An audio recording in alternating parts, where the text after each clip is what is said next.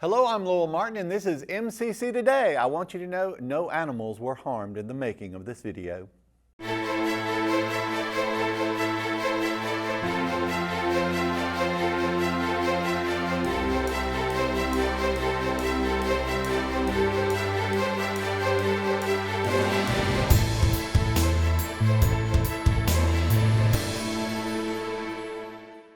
On today's show, we have Edwin Trejo, Ashley Tanksley, and Curtis Beckman. You're going to learn a lot, so stay tuned. Thank you to the teachers for encouraging me when I wasn't sure where to start, for seeing my potential even when I didn't, for inspiring me to reach farther and try harder. Thank you, MCC. You helped me change my future. Find your wings at MCC.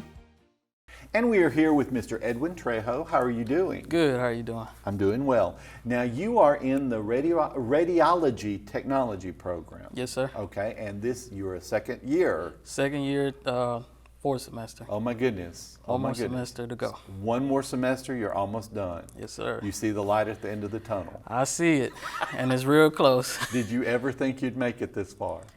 You knew you would. I did, but it's been a tough road. It hasn't been easy. Sure. I know that because they put you through your paces. Yeah. They make sure you're ready when you get out there. Yes, sir. Now, before you got into the actual radiology program, did you how many semesters of prerequisites did you have to go through? I did my basics, so it was about a year, so about 2 semesters. Okay. And I had to take a couple of extra courses here and there because I was working and doing school. So. Okay. Are you still working and doing school? Now I'm working as an X-ray student. So, Okay. So I actually got a job as a radiology student. So. Congratulations. Thank you. That is wonderful. Now, what drew you to the radiology program? Well, it's a great program, and I've dug deep into the radiology, and it was not just radiology that I could do. I can expand into different other modalities, as we call it, like CT, nuclear medicine, radiation therapy, ultrasound, just a lot of options, and it kind of opens doors for you to go a lot of places. So that's what kind of attracted me to the program. And you want as many open doors as possible for as long as possible, I would imagine. Yes, Is that right? Yes, sir. So do you think that after you finish this program in radiology technology that's it for you, or do you plan to go into some of those other modalities? I plan to do some more modalities. I do CTs as a student also. I help around in the CT department. And do you enjoy those? I do enjoy those. They're pretty interesting how the images look way different than what an X-ray does. Okay. So it's real interesting. They are more detailed than a regular X-ray. So that's kind of, it attracts me a little bit. I enjoy seeing that stuff. Mm-hmm. So, but did you ever think of, I mean, it's like, what attracted you to the radiology program itself? To the radiology? It was just something, as a kid, I used to always go to the doctor a lot. And I used to get a lot of X-rays on my belly, of course. And just seeing them go back there, which back then I believe it was film screen, what they used to call it. Just seeing them back there and pulling the sheets out. It's like the wizard pulling back the curtain. Yeah, they were pulling the sheets out, the X-ray films, and just looking at the X-rays when I went back to my room in the clinic and just looking at the X-rays, it's like, dang, I would like to do that one day. So that's what kind of made me interested a lot in it. Now, when you finish this program, do you have to take like national boards or anything? Yeah, you have to take a registry at the end of after you graduate, you register for a registry. Okay. And you take it, if you pass it, you get your registry. You can work anywhere in the continental United States, is that correct? Yeah, You can work anywhere, like in Mississippi, just about anywhere. Okay, okay. And do you plan to stay in this area, or do you want to travel elsewhere, or? I would love to travel, but if I stay here, it doesn't bother me. But traveling has been a thought. Okay, okay. Now I know that a lot of our medical programs, and I hesitate to say this, but I know that they're difficult. But I also know that the instructors, there's a lot of help for you, so that you can understand and do well in the program. Yes. Did you find that to be true? Yes, sir. My instructors has always been willing to help me out. Any questions I have, I know your instructor's not watching us. no, she's not. They're always open to help us in any way they can. They're willing to do anything for us. So. Now, did you find yourself bonding with your other students? Yeah. In the program? Yeah, you bond a lot because they kind of become like your family because you see them a lot. You see them a lot more than what you see your own family at home. So okay. You do bond a lot with your classmates and your teachers, of course. But did you form study groups with your fellow students? Yeah, we try to study. That's what I encourage a lot in the Success Center, is studying together in small groups if you can. Yeah, we try to study, even though a lot of us stay like out of town, but we try to study sometimes together to just get some information from each one of us, different perspectives, and see if somebody doesn't understand something, maybe somebody else does, and they Sure. can try to explain it. So that's the best way to do it. Yeah. So you don't live here in Meridian? I stay in Meridian. Some of my classmates don't. Okay. So it's I knew I've talked to people who will literally be driving 45 minutes or an hour and a half Yeah. just to get one way, just to get to class. Yes. But luckily you didn't have to have that. No. Or have to do that. no. I got lucky. I was in town, but Are you looking forward to possibly having a few days after you graduate where you don't have to do any studying? yes. You don't have to read a chapter. I'm actually looking forward to Thanksgiving break. Thanksgiving break, and then when you come back from Thanksgiving, I think we pretty much have finals, and that's Yes, pretty finals. close to it. So I'm still probably gonna be doing some studying during Thanksgiving. But maybe not as much as you would No, normally have to do. probably And then the last semester, okay, do y'all do a lot of clinicals? Yes, these past 2 semesters, like this August, we're doing 3 days out the week. So Okay. we go like Mondays, Wednesdays, and Fridays to clinicals. So you're only in class 4 days a week, right?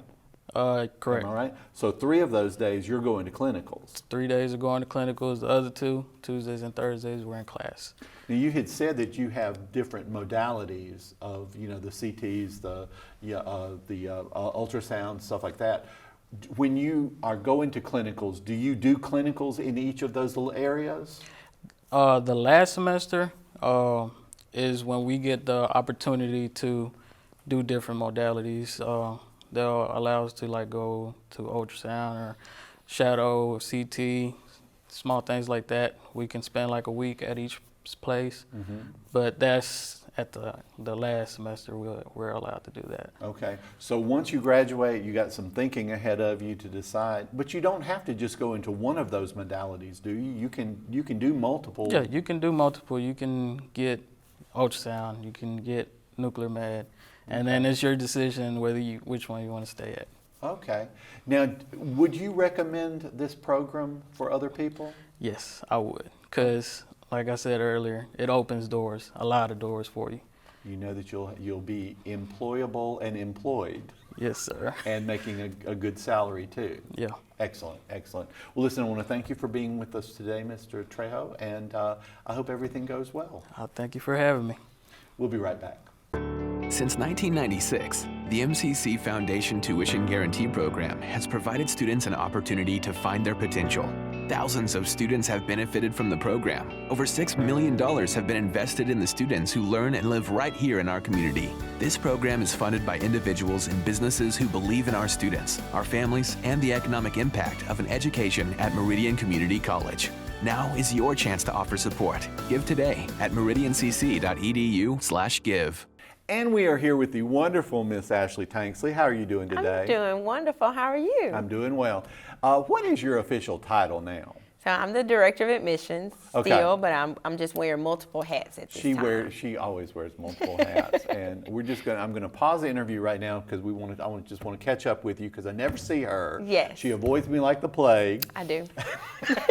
How are those wonderful children doing? They're doing wonderful. They're doing wonderful. We will be here today for the Candy Cruise on campus, so Good. we're very excited about that. I think it's going to go really well. I plan to come as soon as I get out of work. I close the Success Center at 6, and then Okay. I'm going to run on over and try to grab as much candy out of bags as I can, before they You have to escort save me off. some for the kiddos, Lord. I can't eat any candy now, though. I'm unlike you. I am on a diet. Oh, wow. And I can Okay. probably brush my teeth twice, Okay. but no more No, calories. no than more that. after that. But you are here today to talk specifically about an event that's coming up. Mm-hmm. And so tell us about it. Yeah, so we're going to be having our first generation college student day here on campus on Tuesday, November the 8th in our Quave. And so it'll take place at 11 a.m. that morning, and we're just super excited to take a few moments to celebrate those students who are the first in their immediate families to go to college. And so we're going to have a celebration event. Excellent. And it is interesting, and it's wonderful that y'all are doing this, but I remember when I first came here, and I was a first generation. Yeah. And you don't know even enough to ask the questions. Of course, of course. I and they would be using all these words, and I'd be going, I don't know what that is. Right. I have no idea what you're talking about. And I couldn't, even though my family was very supportive, they didn't know. Yeah. And so you hear two different sides of I have a similar story as yours as well. My mom, she wanted me to go to college, was all for it. And I can remember sitting in my classroom. I attended Jackson State University, sitting in class, and the teacher called the roll. Again, after class, she called and said, hey, I need to see a few of you all. And we stayed after class, and she was like, hey, you haven't had your school paid for, and if it's not paid for by Friday, you're going to have to get out of my class. And I mean, it was simple Ooh. things. I thought Sure. all I had to do is do my FAFSA application and I'm good to go. Yeah. I didn't understand that you needed to make sure that you have enough money that the FAFSA alone would not cover your education. And so small things like that. Sure. And so we're trying to do our best not only in admissions, but in the Division of Student Affairs to educate students to hopefully increase retention. But different stories. All families are not supportive of these students. That's true, And so unfortunately.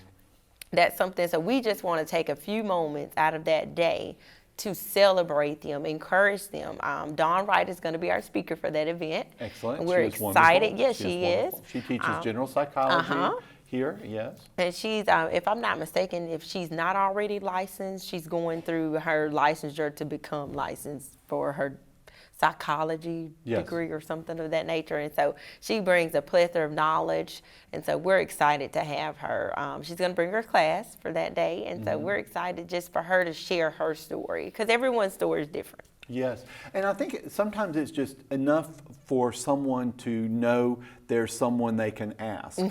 Yeah. And as I said, because a lot of times if you're a first generation, you literally don't know. Right. And I remember going first semester and then thinking that everything automatically, like high school, directly went Right. into second semester. And so that my World at 1 was going to become World at 2. And right. So I came in spring semester and went to my class and sat there, and it was statistics. Yeah. Look, it was like, And what I is was this? And look I like had, not world I had lit. not registered. Yeah. I had not done, because I just assumed it was automatically done. And that's very common. And even then today in 2022, that's still very common. And so that's why we want to try to continue to educate those students on the front end of the entire process and how this works. We also just want to take time out to invite others that work here. So you're more than welcome to attend this event because afterwards, food? You yeah, know there I'll be will be there. food. There will be food. But afterwards, we're hoping to just create a positive space for networking. Excellent. For these students. So maybe they don't get a chance to speak exactly with Dawn after the event. Maybe they're chatting with me. Maybe they're chatting with you to just kind of get some advice, get some tips, a little encouragement there along the way from other faculty and staff members as well. And I think, I know this was probably not the case with you because you're a very outgoing person, but when you were were, first in Jackson State, first generation, were you embarrassed sometimes to even kind of try to ask questions? Did you ever find yourself doing that? I was, but I had a mentor, and Good. she attended Jackson State as well, and so I was able to kind of ask questions to her. But of course, so many things change in a college from year to year. What a Definitely. college is doing this year, they Definitely. might not even do next year. True. And so that was something new that I had to experience. But I always encourage students to this day, you don't know unless you ask. That's true. And so don't be afraid to ask any questions to anyone on campus that you need. If you have a concern or you have questions, you got to ask them. And as I tell students this all the time, I'm like, look, you paid to be here. Right, You paid for this through some method. right, Money exchanged hands on your behalf. Ask your question. right. Yeah. And I know, and I have my list of questions that I think will be asked every year, and I'm ready, and I'm like, and I try to get that information out as soon as possible. But I think, do you find sometimes that students they have so much information thrown at them Yeah. that some things get lost? Right, of course. And that's why it's important to just kind of give it in pockets, that information in pockets rather. So just, not too much at one time, but when necessary, in small pieces. And so we do try to make sure they are understanding. And if a student's with me and I even get a sense of that they don't know what I'm talking about, I'll kind of be like, hey, do you have any questions? Are you sure? Let's go through this process. Don't feel, you can ask me anything. And so just creating that positive environment that they can feel comfortable to ask those questions. Do you find that we have many first-generation students who are non-traditional? Yes. And because first off, let me say, and you know this as well as I do, there is no traditional student. Right. There is no traditional student anymore. But do you find that you have more students who are older, but they're also first generation? Yes.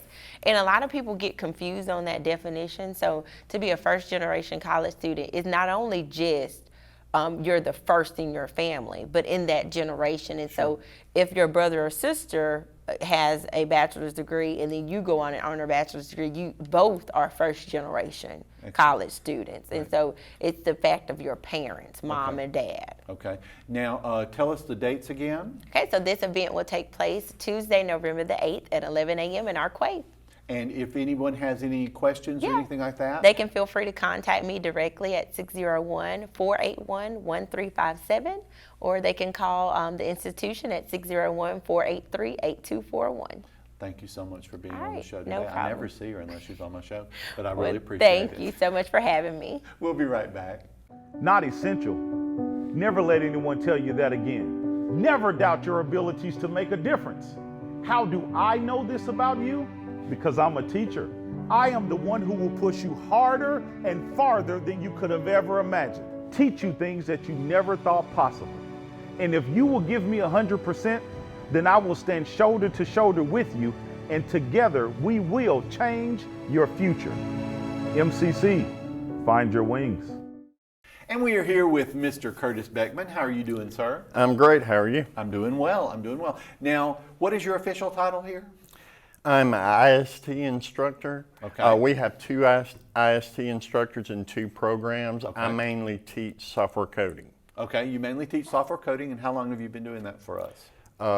20 years. Oh my goodness. 22 total. The changes you have seen. I've seen quite a bit. Quite a bit. Now, with the coding program, it's a 2-year program. It's a 2-year program. There is a 1-year certificate available. Okay. We've actually, every student we've gotten for the program went for the 2 years, so Okay. I've never actually had anybody go for the certificate. Okay. But it is available. And now the certificate is like, what is it, 30 hours? You've Yes. completed 30 hours, Yes. and then the degree is 45, am I correct? Or something along those lines? There's a 30, 45, and 60. Okay, so the degree is 6 years. Yes. Okay, The, gotcha. the 45 means you take all of the computer courses, the IST courses, and Okay. you don't take any academics. Okay, With the academics, that's the full associate's degree, okay. and that's 60 hours about. Now with the coding, the software coding, when they finish their degree, what kind of job opportunities do they have? A ton, actually. And I a think lot you of said the- last time you were on that you had people contacting you about, hey, we need workers. Yeah, essentially we've had more contact from businesses and whatnot than we've had students to send them. Okay. So yeah, we've done very well in placement. Okay. So what kind of jobs are we talking about? Now they're coding, but it can be anywhere, right? Yes, it's expansive. What we teach, maybe 5 different languages, give or take. Okay. They're not restricted to that. One of the things we focus on is the ability to learn a programming language. Okay. So once you kind of get in the swing of learning a programming language, you should be able to teach yourself many more as Okay. necessary. Okay. Okay. It's very rare that you would look at like a job listing where they list all the programs that they use, that you'll know how to do all of those. Okay. Okay, that's very rare that you'll match all their requirements. But if you learn how to teach yourself these skills, then you can go for these jobs because you know you have the capability to learn the parts of their requirements that you don't necessarily have. Excellent. Excellent.